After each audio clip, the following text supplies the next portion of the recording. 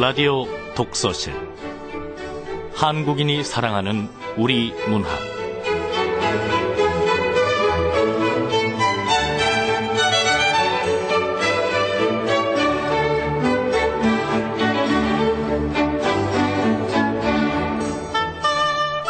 안녕하세요. 아나운서 김경란입니다.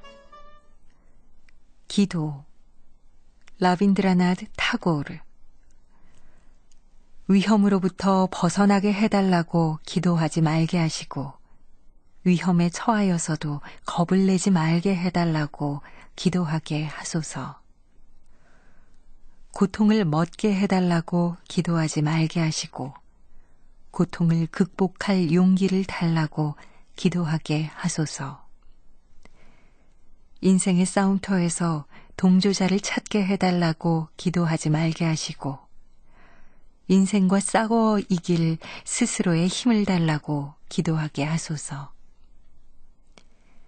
근심스런 공포에서 구원해달라고 기도하지 말게 하시고 자유를 싸워 얻을 인내를 달라고 기도하게 하소서. 인도의 시인 타고르의 기도입니다. 이 시는 번역을 했기 때문에 조금씩 다르게 전해지고 있습니다만 기본적인 가르침은 같습니다. 이제 올해의 절반이 시작이 됐죠. 남은 절반은 기도의 고백처럼 조금은 좀 용기를 내서 살아보시는 건 어떨까요?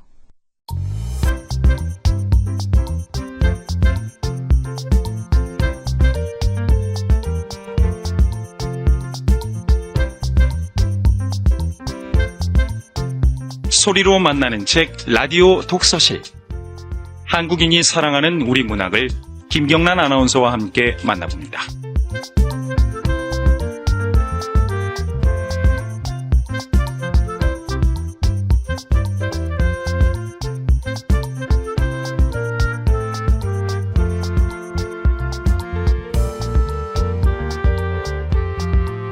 KBS 라디오 독서실 한국인이 사랑하는 우리 문학. 오늘 함께 하실 작품은 조세희 작가의 난장이가 쏘아올린 작은 공입니다. 이 조세희 작가는 1965년 경향신문 신춘문예에 소설 돛대 없는 장선이 당선이 돼서 작품 활동을 시작했고요. 출판사와 잡지사에 근무하며 생계를 이어가다 1975년 난쟁이 연작의 첫 작품인 칼라를 발표하면서 문단의 각광을 받기 시작했습니다. 그 후에도 계속 난쟁이 연작을 발표해서 12개의 작품을 하나로 엮어 난장이가 쏘아올린 작은 공이라는 작품집을 출간했습니다. 조세희 작가는 이 작품으로 문학적인 성취와 또 상업적인 성공을 함께 이뤘고요. 제13회 동인문학상을 수상했습니다. KBS 라디오 독서실 한국인이 사랑하는 우리 문학 조세희 작가의 난장이가 쏘아올린 작은 공 지금부터 함께하겠습니다.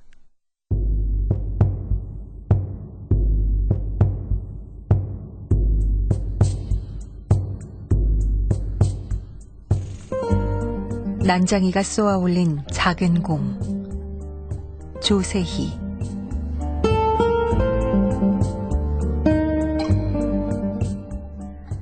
사람들은 아버지를 난장이라고 불렀다. 사람들은 옳게 보았다. 아버지는 난장이었다. 불행하게도 사람들은 아버지를 보는 것 하나만 옳았다. 그 밖의 것들은 하나도 옳지 않았다.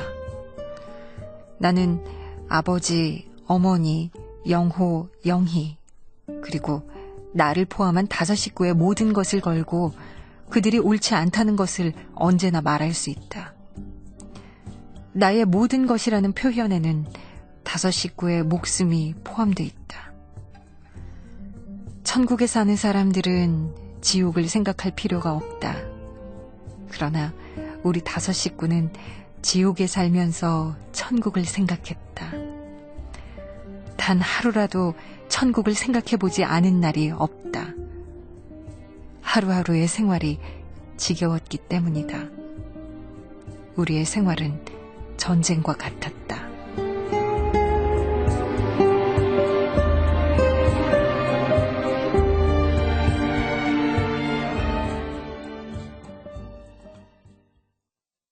우리는 그 전쟁에서 날마다 지기만 했다. 그런데도 어머니는 모든 것을 잘 참았다. 그러나 그날 아침 일만은 참기 어려웠던 것 같다.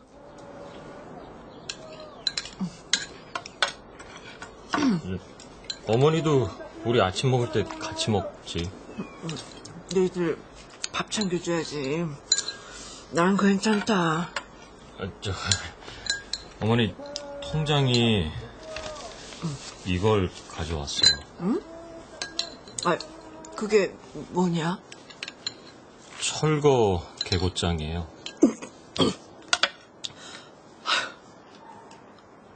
기어코 왔구나. 어? 그러니까 집을 헐라는 거지? 우리가 꼭 받아야 할 것 중에 하나가 이제 나온 셈이구나. 어머니는 식사를 중단했다. 난 어머니의 밥상을 내려다보았다. 보리밥에 까만 된장, 그리고 시든 고추 2개와 졸인 감자. 영수야, 뭐해? 어? 읽어보라니까.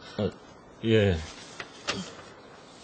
수신 서울특별시 낙원구 행복동 46번지에 1839 김부리 귀하. 제목 재개발사업구역 및 고지대 철거 지시.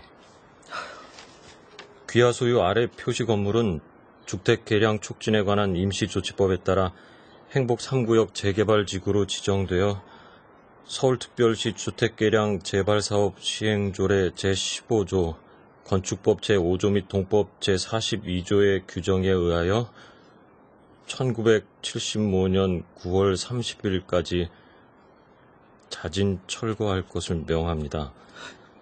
만일 위의 기일까지 자진 철거하지 않을 경우에는 행정대집행법에 정하는 바에 의하여 강제 철거하고 그 비용은 귀하로부터 징수하겠습니다. 낙원구청장.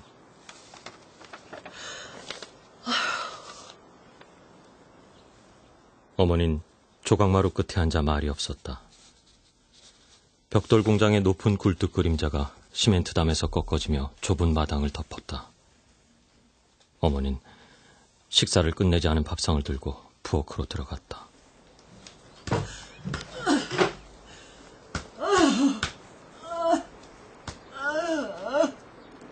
어머닌 손을 들어 부엌 바닥을 한 번 치고 가슴을 한 번 쳤다. 나는 동사무소로 갔다. 이게 말이 돼? 우리들은 어디로 가라는 거야 도대체? 철거를 왜 해? 철거를! 상금이 작아서 우리 가입자도 없어요. 도대체 이게 말이 돼? 동사무소 주인은 시장 바닥과 같았다.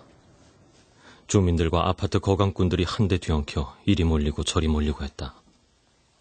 나는 거기서 아버지와 2 동생을 만났다. 아버지는 도장포 앞에 앉아 있었다. 영호는 내가 방금 물러선 게시판 앞으로 갔다. 영희는 골목 입구에 세워놓은 검정색 승용차 옆에 서 있었다. 아침 일찍 일들을 찾아 나섰다가 철거 계고장이 나왔다는 소리를 듣고 돌아온 것이었다. 누군들 이런 날 일을 할 수 있을까? 난 아버지 옆으로 가 아버지의 공구들이 들어있는 부대를 둘러맸다. 아버지, 오늘은 더 이상 손님 없을 거예요. 그만 가요. 그래, 그러자. 아버지 책 읽고 있었어요? 무슨 책이에요? 형! 아버지! 아이고, 영호하고 영희까지 내 새끼들이 다 왔네. 형, 공구가 미리 줘. 내가 맺게. 아버지, 오빠, 저기 저 차 진짜 좋지? 야, 좋긴 뭐가 좋아. 넌 그런 데 가지 마. 작은 오빠는 괜히 그래. 아버지도 책 읽어요? 무슨 말이 그래. 아버지는 뭐 책 읽으면 안 돼? 처음 봐서 그렇지. 아버지, 그만 집에 가요. 그래. 그러자.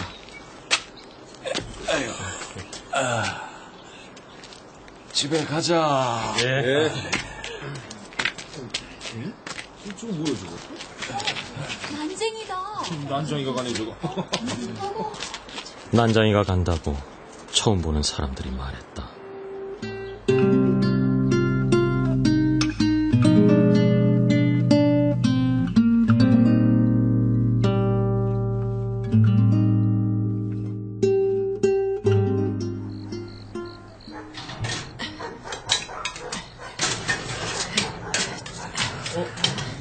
어머니! 지금 뭐 하세요? 영수 왔구나. 예. 다 들어왔네. 당신도 왔어요? 뭐해? 예. 표시 이게 있어야 보상금을 받잖아요. 보상은 무슨? 에휴, 그래도 어머니 그거 저 주세요. 제가 뗄게요. 그럴래? 예. 자,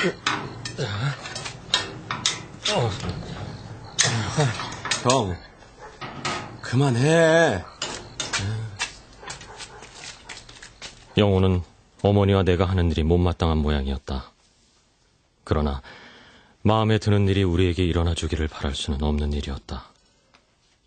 어머니는 손바닥에 놓인 표차를 말없이 들여다보았다. 영희가 이번엔 어머니의 손을 잡아 끌었다. 그만 들어가요, 엄마. 너희들이 놀게 되지만 않았어도 난 별 걱정 안 했을 거다. 20날 안에 무슨 뾰족한 수가 생기겠니? 이제 하나하나 정리를 해야지. 엄마, 입주권 팔려고 그래요? 입주권을 왜 팔어? 그럼 아파트 입주할 돈이 있어야지. 아파트로도 안 가! 그럼 작은 오빠는 어떻게 할 건데? 여기서 그냥 사는 거야. 여긴 우리 집이야. 한 달 전만 해도 그런 이야기를 하는 사람들이 있었다.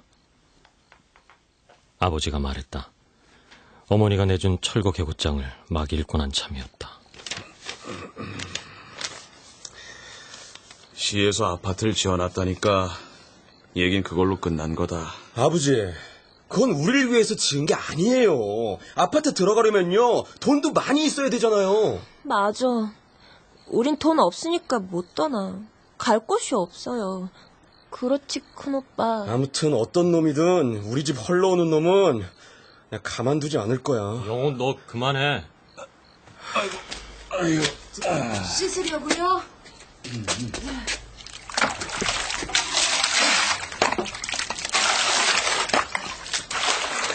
자, 씻어요.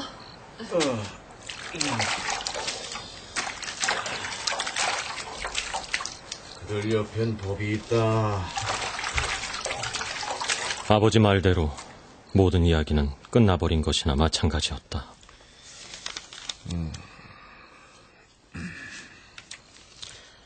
아버진 철거 개고장을 마루 끝에 놓고 책을 읽었다. 우린 아버지에게서 무엇을 바라지는 않았다. 아버지는 그동안 충분히 일했다. 고생도 충분히 했다. 아버지만 고생을 한 것이 아니다. 아버지의 아버지, 아버지의 할아버지, 할아버지의 아버지, 그 아버지의 할아버지 대대로 거슬러 올라간다. 그들은 아버지보다 더 심한 고생을 했을 수도 있다.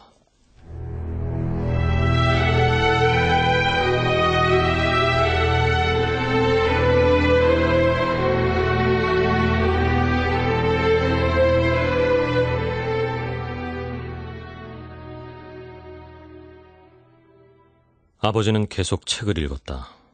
어머니는 뒷집 명희 어머니와 이야기를 하고 있었다. 얼마에 파셨어요? 17만 원 받았어요. 17만 원이면 시에서 주겠다는 이주 보조금보다 얼마 더 받은 셈이네요. 네, 2만 원 더 받았어요. 영인애도 어차피 아파트로 못 갈 거 아니에요? 아파트는 무슨, 우리가 무슨 돈이 있다고요. 들어보니까 분양 아파트는 58만 원이고 임대 아파트는 30만 원이래요. 거기다가 어느 쪽으로 가든 매달 15,000원씩 내야 된다네요. 우리는 어디도 못 가요. 그럴 형편 안 되는 거 명희 엄마가 더 잘 알잖아요. 저기 단칸방 전세금 빼줄 돈도 없어 쩔쩔매고 있는데 여기가 철거된다는 건 세상이 다 아니까 세입자가 들어올 리도 없고. 이주 보조금 받아서 전세금 빼주고 나면 우리 정말 어디로 가야 할지. 뭐 무슨 수가 있겠죠. 명희 어머니, 예. 입주권 다들 팔고 있나요? 예, 영인에도 서두르세요. 서둘러야 하는데 대체 어떻게 해야 되는지 원. 아니, 재개발은 왜 한다고 그래서? 그러게요. 누굴 위해서 개발을 한다는 건지 원. 아이고, 저 가요. 예.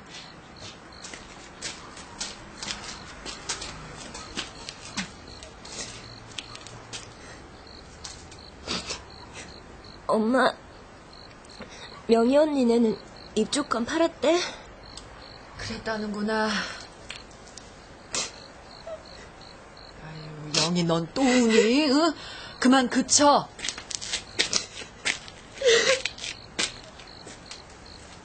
영희의 눈에 다시 눈물이 괴었다. 내가 영희 옆으로 다가갔을 때 영희는 장독대 바닥을 가리켰다. 장독대 시멘트 바닥에 명희 언니는 큰오빠를 좋아한다고 쓰여 있었다. 집을 지을 때 남긴 낙서였다. 영희가 웃었다. 우리에게는 그때가 제일 행복했다. 아버지와 어머니가 도랑에서 돌을 저었다. 그것으로 계단을 만들고 벽에는 시멘트를 쳤다. 여보! 영수 아버지! 힘들죠? 아니야. 우리 집 만드는데 뭐가 힘들어. 그건 그래요. 우리도 집이 생기네요. 그럼 우리 집이지. 우리가 지은 우리 집. 우리는 아직 어려 힘드는 일은 못했다. 그래도 할 일이 많았다. 우리는 며칠 동안 하루에도 몇 차례씩 때를 지어 동네를 돌았다. 그때만은 더러운 옷을 입은 어린 아이들도 울음을 그쳤다. 윽박지르는 주인의 기세에 눌린 개들도 짖기를 멈추고 뒤로 물러섰다. 온 동네가 조용해졌다. 갑자기 평화스러워져 어안이 벙벙할 정도였다. 나는 우리 동네에서 풍기는 냄새가 창피했다. 그들은 아버지에게 허리 굽혀 인사했다. 선생이 행복동 46번지에 사시는 김 선생이요? 예, 사장님. 그 난쟁이라 악수를 어떻게 해요? 그래도. 네, 반갑습니다, 김 선생. 자. 예. 우리가 이 개천에 다리를 놓고 도로를 포장해 주겠어. 예, 감사합니다. 이 행복동 건물을 양성화 시켜주겠단 말이요. 이제 김 선생도 한몫 잡게 생겼으니 축하합니다, 김 선생. 그런 점에서 다시 한번 자, 악수. 자. 예. 그들과 악수할 때 아버지는 발 뒤꿈치를 들었다. 아버지가 어떤 자세를 취했건 상관이 없었다. 난쟁이 아버지가 우리들에겐 거인처럼 보였다. 영호 너도 봤지? 나도 봤어. 우리가 잘 살게 됐단 말이잖아. 맞아. 잘 됐다.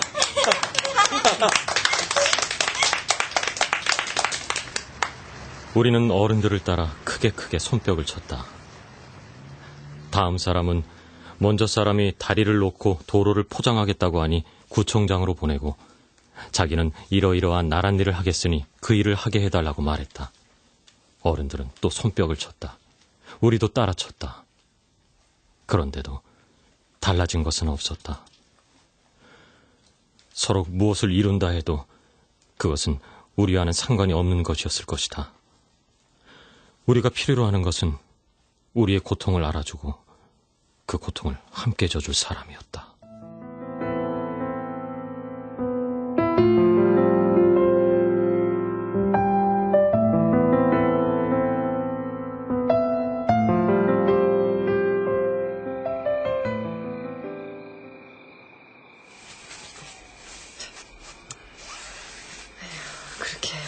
사람이 또 있을까?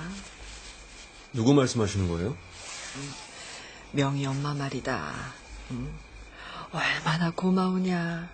15만 원을 내줘서 건넌방 전셋돈을 빼줬잖아.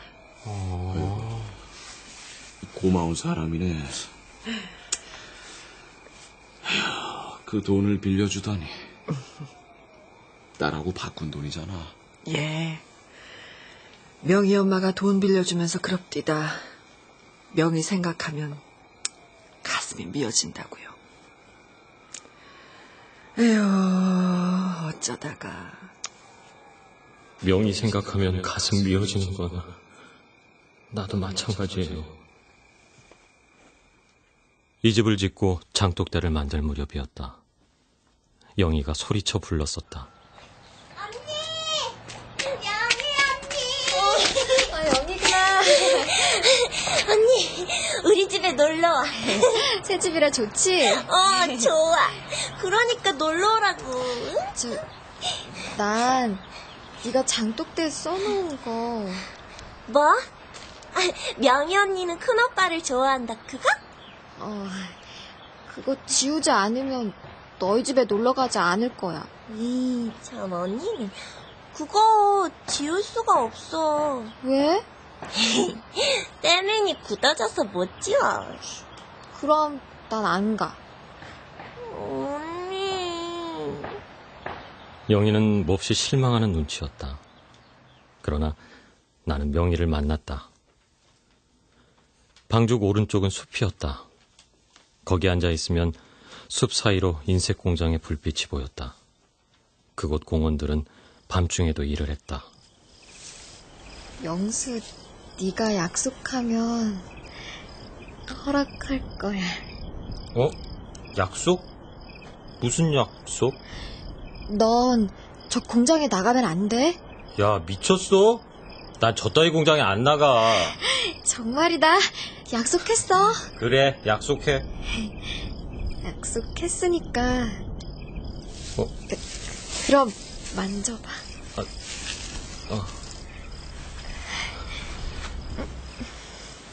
여자 가슴이 이렇게 생겼구나.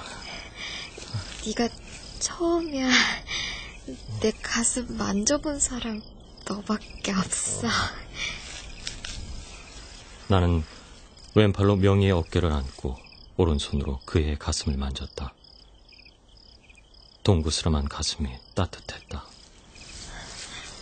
아무에게도 말하면 안 돼? 말 안 할게. 동생들한테도 말하지 마. 말 안 해. 영수, 네가 비밀 지키고 아까 한 약속, 공장 안 간다는 약속 지키면 네가 하고 싶은 대로 하게 해줄 테야. 정말이지? 정말이야. 그런데 명희는 만날 때마다 힘이 없어 보였다. 어떤 때는 정신없이 가만히 앉아만 있었다. 왜 그래, 명희야? 너 어디 아파? 아니. 그럼 왜 그래?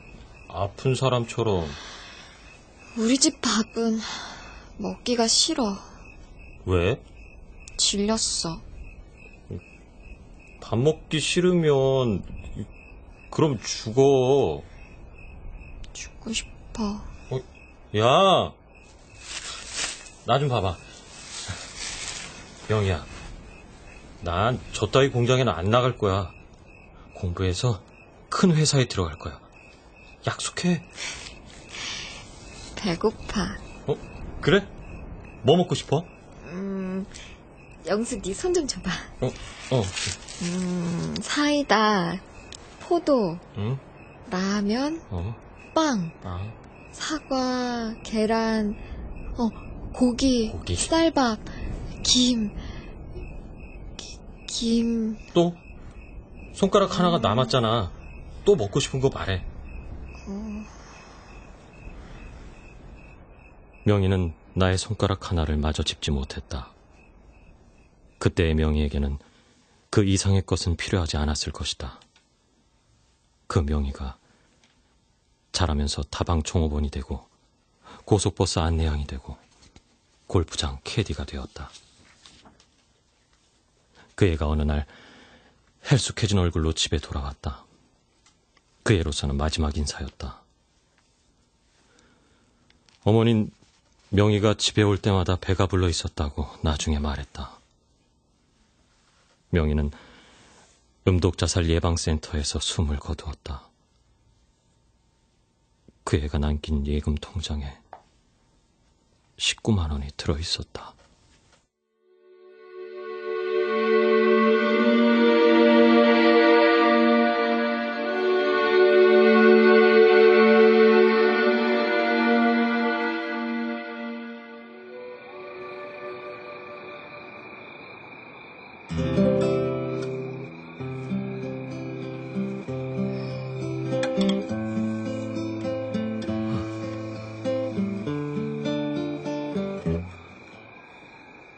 명희 언니는 큰오빠를 좋아했어.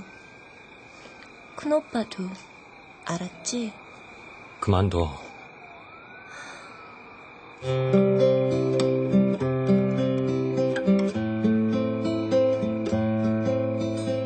영희가 기타를 쳤다. 나는 벽돌 공장 굴뚝에 떠있는 달을 보았다. 내 라디오는 고장이 났다. 며칠 동안 나는 방송통신고교의 강의를 받지 못했다.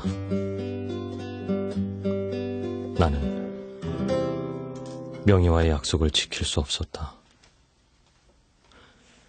중학교 3학년 초에 학교를 그만두었다. 더 이상 나갈 수 없었다. 아버지와 어머니는 내가 공부를 계속하기를 바랐다. 그러나 밀어줄 힘이 없었다. 자세히 보면 아버진 같은 또래의 사람들보다 많이 늙어 보였다. 우리 식구들밖에 모르는 일이었다. 아버지의 신장은 117cm, 체중은 32kg이었다. 사람들은 이 신체적 결함이 주는 선입관에 사로잡혀 아버지가 늙는 것을 몰랐다. 아버지가 평생을 통해 해온 일은 5가지다. 채권 매매, 칼 갈기, 고층 건물 유리 닦기, 펌프 설치하기, 수도 고치기다. 이 일들만 해온 아버지가 갑자기 다른 일을 하겠다고 했다. 서커스단에 들어갈 거야! 여보! 내려와요! 왜 담 위에 올라가서 그래요? 다친다니까! 처음에는 조수로 일하면 돼! 아버지, 제발 내려오세요. 그러다 떨어져요! 나는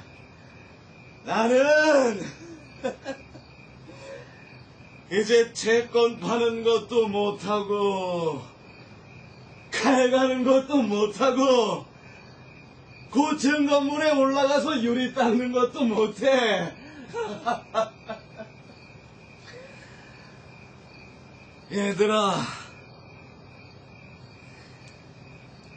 펌프 설치하는 것도 수도 고치는 것도 더 이상은 못해. 아버지는 힘없이 우리를 바라보았다. 그러나 아버진 다음 날 다시 무거운 연장이 담긴 부대를 메고 일을 찾아 나갔다. 그리고 그날 저녁이었다. 얘들아! 영수야! 영호야! 예. 왜요, 어머니? 무슨 일 있어요? 아버지 음성이 이상해지셨어. 음성이요? 아버지, 왜 그러세요? 안 되겠다. 약방을 좀 다녀와야겠어. 백반 사와. 아버지가 말했다.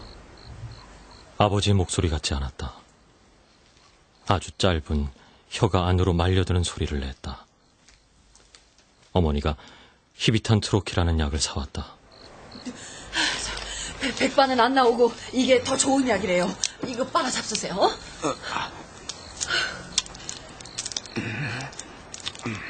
아버진 말없이 약을 받아 입에 넣었다.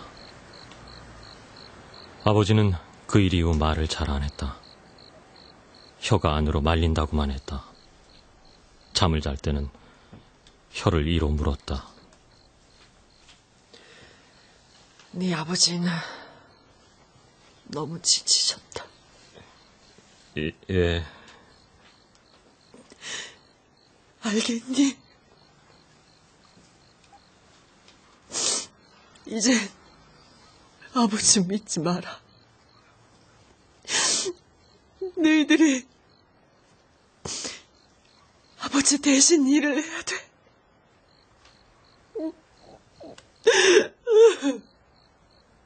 어머니가 울었다.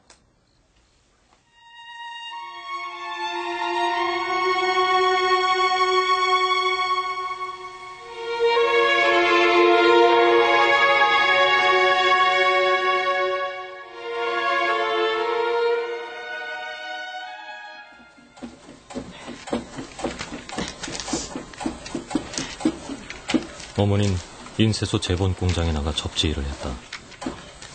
고무 골무를 끼고 인쇄물을 접었다. 나는 겁이 났다.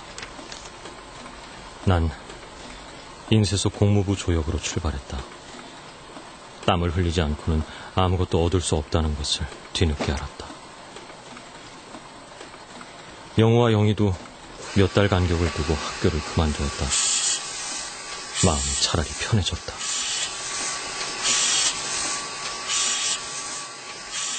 나는 조역, 공목, 약물, 해판의 과정을 거쳐 정판에서 일했다. 영호는 인쇄에서 일했다. 난 우리가 한 공장에서 일하는 것이 싫었다. 영호도 마찬가지였다. 그래서 영호는 먼저 철공소 조수로 들어가 잔심부름을 했다. 가구 공장에서도 일했다.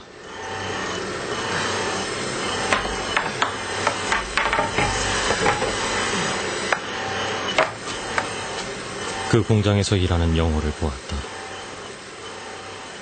영희는 그때 큰 길가 슈퍼마켓 한쪽에 자리 잡은 빵집에서 일했다. 우리가 고맙게 생각한 것은 환경이 깨끗하다는 것 하나뿐이었다. 영희는 하늘색 빵집 제복을 입고 일했다. 네, 어서 오세요. 어떤 빵 드릴까요? 영호와 나는 유리창 밖에서 영희가 일하는 것을 보았다. 영희는 예뻤다. 사람들은 영희가 난쟁이의 딸이라는 것을 믿지 않으려고 했다. 우리 사장님은 아버지가 난장이라는 게 믿어지지 않는데. 그거 좋은 말이야, 나쁜 말이야? 네가 이뻐서 그랬을 거야. 좋게 생각해. 형은 학교 다시 안 갈 거야? 가야지. 너하고 영희도 학교는 다녀야 하는데 공부를 하지 않으면 여기서 벗어날 수가 없어. 세상은 말이야 딱 두 가지로 나누거든. 공부를 한 자와 못한 자. 뭐가 그래? 미개한 사회지. 끔찍할 정도로 미개한 사회. 빨리 가자. 어머니 기다리시겠다.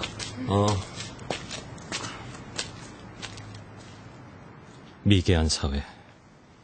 우리가 학교 안에서 배운 것과는 정반대로 움직였다. 난 무슨 책이든 손에 잡히는 대로 읽었다. 그리고 고입 검정고시를 거쳐 방송통신고교에 입학했다.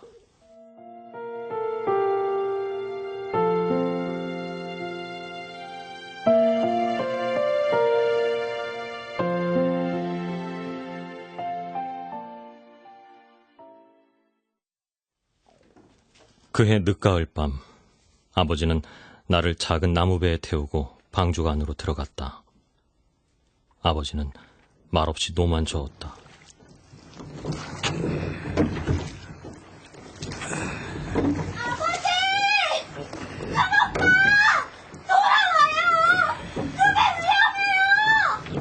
아버지, 영희가 입에 위험하다는데요?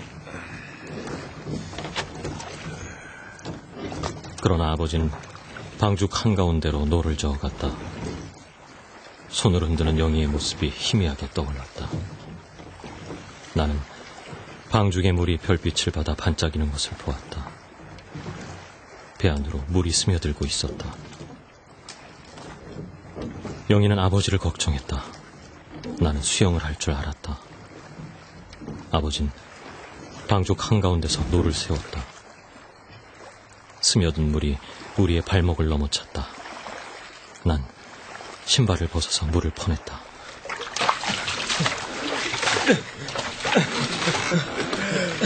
영수야.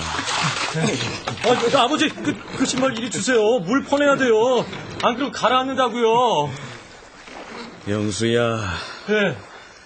어제 봤던 꼽주 아저씨 생각나니? 어제요? 전 모르겠어요. 모르는 척해도 쓸데없어. 난 다 안다.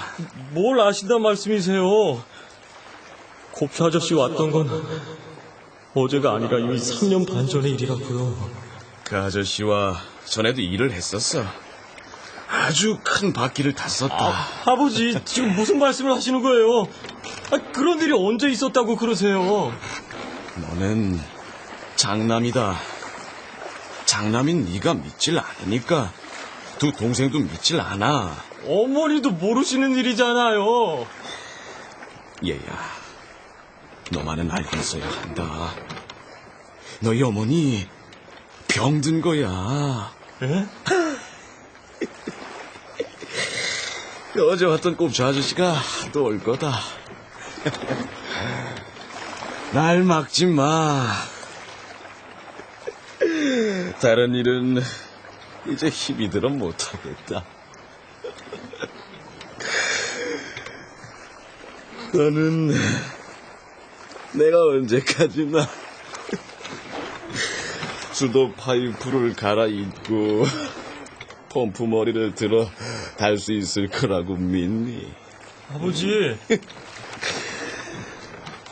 높은 건물에서 줄을 타고 내려오는 일도 할 수가 없어. 이젠 안 돼. 아버지는 일 안 하셔도 돼요. 저희들이 일 하잖아요. 누가 너희들을 일하라고 했니? 너희들은 학교에만 나가면 돼.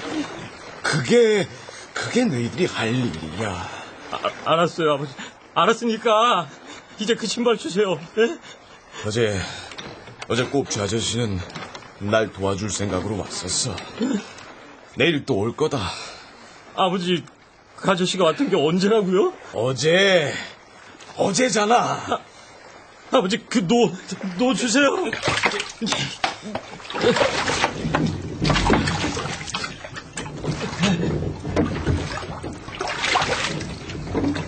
나는 조심스럽게 노를 저었다. 물가에 닿기도 전에 배는 가라앉았다. 나는 아버지를 안고 수초 사이를 헤쳐나갔다. 우린 물에 젖어 온몸을 떨고 있는 아버지를 어머니에게 맡겼다. 아버지를 어머니 이상으로 간호할 사람은 이 세상에 없었다. 아버지가 이상해요. 병에 걸렸나 봐요. 닥쳐라!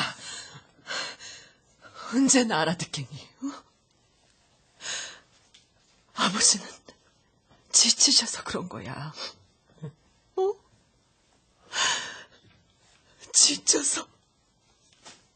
지쳤을 뿐이란다.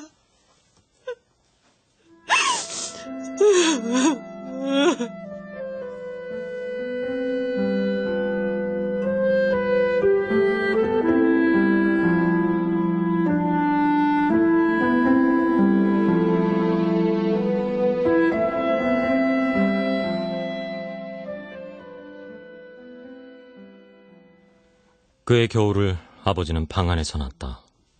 나는 배를 끌어내 말뚝에다 메었다. 날이 추워지자 울 안으로 끌어들였다. 그날 밤 방죽이 얼었다. 영희야. 영희야. 아버지, 아버지 어디 가셨니? 모르겠는데요? 아버지, 아까 나가시는 것 같은데. 그래? 어디, 네 아버지가 어디 가셨을까? 얘들아, 아버지, 아버지 좀 찾아봐. 그때 나는 아버지가 놓고 나간 책을 읽고 있었다. 그것은 1만 년 후의 세계라는 책이었다. 난 아버지가 무슨 생각을 하고 있는지 알 수 없었다. 1만 년 후의 세계라는 책을 아버지는 개천 건너 주택가에 사는 젊은이에게서 빌렸다. 그의 이름은 지섭이었다. 지섭은 그 집 가정교사였다. 아버지와 그는 서로 통하는 데가 있었다. 지섭이 하는 말을 나는 들었었다. 이 땅에서 우리가 기대할 것은 없습니다. 사람들은 사랑이 없는 욕망만 갖고 있어요. 그래서 단 한 사람도 남을 위해 눈물 흘릴 줄 모르죠. 이런 사람들만 사는 땅은 죽은 땅입니다. 아저씨는 평생 동안 아무 일도 안 하셨습니까? 하셨죠? 그럼 무슨 나쁜 짓 하신 적은 있으십니까? 법을 어긴 적 있으세요? 없죠? 그런데 이게 뭡니까? 뭐가 잘못된 게 분명하죠? 불공평하지 않으세요? 이제 이 죽은 땅을 떠나야 합니다. 어디로? 달나라로!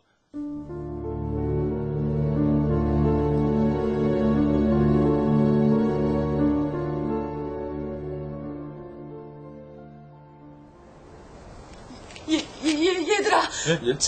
저기. 아버지! 아니, 아버지가 왜 공장 굴뚝 꼭대기에 서 있는 거지? 아버지. 제발. 아버지! 무슨 생각을.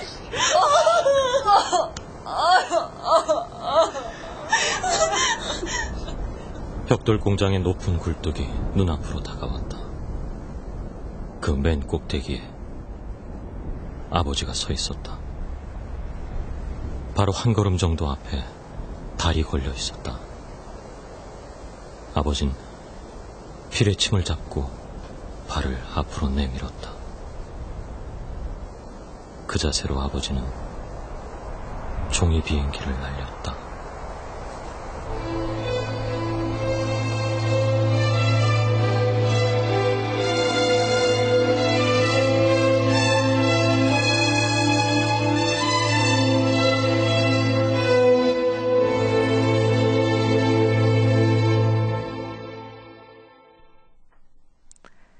난장이가 쏘아 올린 작은 공 함께 하셨습니다. 작품에 대해서 이야기 나눠주실 분 모셨습니다. 문학평론가 강유정 씨 나오셨어요. 어서 오세요. 안녕하세요. 강유정입니다. 네. 난장이가 쏘아 올린 작은 공, 우리가 흔히 난쏘공 이렇게 이제 세 글자로 줄여서 부르기도 하는데요. 난쏘공 하면은 아마 웬만한 분들이 다 아실 거예요. 그런데 문제가 이 내용에 대해서는 가물가물해 하시는 분들이 꽤 계십니다. 네. 네, 맞습니다. 네. 이 1970년대 중반에 나온 소설이고요. 한마디로 말하자면 70년대 한국이라는 곳이 어떤 곳이었냐면 도시가 하나둘씩 제대로 모습을 갖춰가던 시절이었던 겁니다. 네. 그러니까 도시인들은 아직 완비되지 않았던 거죠. 그래서 하나둘씩 인홍을 해서 도시로 몰려들긴 하지만 그들이 할 수 있는 일들이라는 게 사실상 우리가 지금 말하는 전문직 혹은 숙련공들이라기보다는 그러니까 약간 허드렛 일을 하거나 아니면 그냥 인력 자체로 자기 노동력을 하루하루 팔아가면서 도시에서 삶을 꾸려나간다기보다는 그냥 살아나가는 그런 사람들이 참 많았는데요. 그러다 보니 도시 빈민 들이 생겨나게 되고 한편으로는 지금껏 한국사에서 경험해보지 못했던 노동 문제라는 것들이 하나둘씩 현실적으로 생겨나기 시작한 겁니다. 바로 그 문제를 조세희 작가가 그려나가고 있는데요. 더 중요한 건 뭐냐면 그럼으로 인해서 노동자들이 이렇게 여러 가지 쟁의 행위를 했다라는 식의 축자적으로 그 당시 노동 문제, 도시 빈민의 문제를 거의 신문처럼 그려내 보여준 게 아니라 그냥 난장이라고 불리는, 그러니까 원래는 난쟁이가 맞지만 난장이라고 네. 이제 이름을 하나 붙여준 거죠. 그래서 도시 빈민 혹은 도시에서 어렵사리 살아가는 소시민들을 자기 작가만의 어떤 고유한 언어, 난장이라는 어떤 언어를 통해서 직접적으로 보여주지 않았지만 오히려 많은 독자들은 이 난장이가 뭘 의미하는지 읽는 순간 다 모두 알게 되고 오히려 사실적으로 혹은 아주 선언적으로 그 당시 문제를 고발하는 어떤 문학들보다 훨씬 더 큰 감명을 받았다라고도 할 수 있을 것 같습니다. 네. 그래요. 요즘의 정확한 표기법으로 하면은 난쟁이가 맞아요. 그런데 이제 원작에는 난장이라고 쓰여 있으니까 원작의 느낌을 좀 살리는 의미로 난장이라고 저희들이 이야기를 좀 하겠습니다. 이 작품 속에는요, 일단 주소가요, 낙원구 행복동이고요. 또 아버지가 종이비행기나 작은 공을 쏘아 올리는 곳이 달나라입니다. 근데 여기서 달나라나 낙원구 행복동이나 이런 것들이 의미하는 것도 좀 글쎄 난장이와 비슷하다고 봐야 할까요? 그러게요. 그 낙원구 행복동에 살면 굉장히 행복해야 될 것 같지만 좀 이 이름과 달리 인물들이 살아가는 삶이 좀 팍팍하기는 합니다. 팍팍한 삶이지만 그래도 이 아버지는 오히려 자신을 여러 가지로 규정짓는 어떤 외모라던가 혹은 자신의 경제적인 어떤 그런 입장에서 세상을 생각하는 게 아니라 이 아버지가 생각하는 세상은 정말 달나라의 어떤 비전에서 가깝지 않을까라는 생각이 들어요. 그리고 약간은 반어적인 의미라고 할 수 있겠죠. 낙원구 행복동이라고 얘기하지만 정말 많은 사람들이 그곳에 몰려 살고 있지만 정말 과연 행복한가라는 질문을 던질 수 있고요. 거꾸로 또 한편 이야기할 수도 있을 것 같습니다. 이 소년의 시각에서 아버지가 굉장히 비루하게 그려지고 아주 비참하게 그려지는 것도 사실이지만 오히려 아주 사소한 부분에서 그런 행복감과 낙원 같은 그런 기분들을 느끼는 걸 목격하게 되면 오히려 이 부분에서 이 난장이가 살아가는 그리고 난장이 가족들이 살아가는 삶에서 우리가 우리의 좀 삶을 좀 반성적으로 볼 수 있게 되지 않나라는 생각도 들고요. 그래서 이 소설 작품이 어렵다라고 느껴짐에도 불구하고 지금 계속해서 여러 번 거듭해서 읽어도 다른 의미가 발견되기도 하고 그리고 교과서에 실린 만큼 필독서가 되었는데요. 이런 부분에서 이런 작가가 생각한 어떤 세계상에 대한 어떤 세계관들이 여전히 좀 유효하다고도 볼 수 있을 것 같습니다. 네. 자, 조세희 작가가 이 작품으로 13회 동인문학상을 수상을 했고요. 그리고 2008년에 이 작품이 200쇄를 넘겼습니다. 그러니까 출간한 지 33년이 넘는데 참 이런저런 면으로 봐도 대단한 업적을 갖고 있는 거예요. 이 작품은 지금 200세를 넘겼다라는 건 오히려 스테디셀러라는 개념보다는 좀 고전의 반열에 올랐다고 볼 수 있을 것 같아요. 그래서 만약에 고전이란 개념이 한국을 과거를 이해한다거나 한국 문학사를 돌아보는 데서 반드시 우리가 읽고 넘어가야 될 어떤 한 지점이라고 본다면 분명히 조세희 작가 이 난소공 그 연작은 70년대를 우리가 다시 돌아보고 그리고 현재의 삶을 비춰보기 위해서라도 좀 필수적으로 읽어야 되는 좀 고전이 되었다고 하는 게 좀 옳은 말일 것 같습니다. 네. 근데 저희가 조세희 작가와 전화 통화를 했는데 몸이 좀 많이 편찮으시다고 하더라고요. 빨리 건강을 되찾으셔서 저희에게 또 멋진 작품 좀 쏘아 올려주시기를 바라겠습니다. 강유정 씨 오늘 말씀 잘 들었습니다. 고맙습니다. 네, 감사합니다. 네, 지금까지 문학평론가 강유정 씨와 함께 조세희 작가의 난장이가 쏘아올린 작은 공에 대해 이야기 나눠봤습니다. 정호승의 내 인생에 힘이 되어준 한마디 중에 나오는 구절입니다. 누구나 자기만의 단점이 있습니다. 그런 점은 외형적인 것이든 내면적인 것이든 누가 말하지 않아도 자기 자신이 가장 잘 압니다. 그래서 대부분 그런 부분은 남이 잘 볼 수 없고 알 수 없도록 감추려고 애를 씁니다. 물론 드러내놓고 싶지 않은 게 사람의 마음입니다. 그렇죠. 나 자신의 단점은 누구보다 내가 제일 잘 알죠. 그런데 대부분은 그걸 감추려 합니다. 그런데요, 자꾸만 나를 감추려고 하다 보면 단점만 감춰지는 게 아니라 장점까지 감춰진다고 해요. 여러분이 얼마나 괜찮은 사람인지 누구보다 여러분이 잘 아시죠? 그런 건 주변 사람들도 좀 알아야 하는 것 아닐까요? KBS 라디오 독서실, 지금까지 조세희 작가의 난장이가 쏘아올린 작은 공 편이었습니다. 음악 김형진, 효과 안익수, 윤미원, 김기평, 기술 이흥규, 극본 서현희, 제작 서승표, 진행의 아나운서 김경란이었습니다.